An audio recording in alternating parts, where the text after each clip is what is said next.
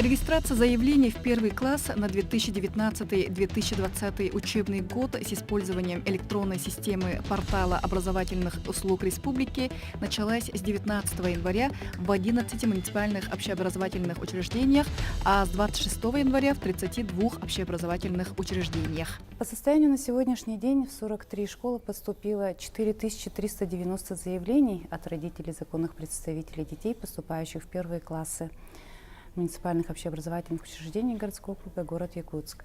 Отказано в заявлении 1140 заявителям в связи с несоответствием места регистрации к закрепленной за общеобразовательной организацией территории. В данное время в школах города Якутска проводится сверка документов для подтверждения данных электронного заявления с оригиналами документов. Стоит отметить, что граждане, которые по каким-либо причинам не смогли подать заявление в первый класс электронным способом подачи, с 1 февраля могут обратиться с заявлением непосредственно в образовательное учреждение.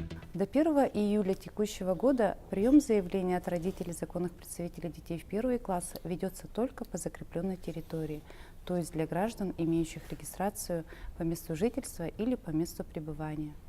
Начиная с 1 июля школа начинает прием заявлений от родителей законных представителей детей, не имеющих регистрацию или же изъявляющих желание зачислить своего ребенка в школу не по закрепленной территории. Как отметили в ведомстве, комплектование классов по языку обучения русский или якутский зависит от количества поступивших заявлений от родителей, указанием выбора языка обучения непосредственно при предоставлении оригиналов документов. Наталья Колесова, Александр Слепцов. Новый день.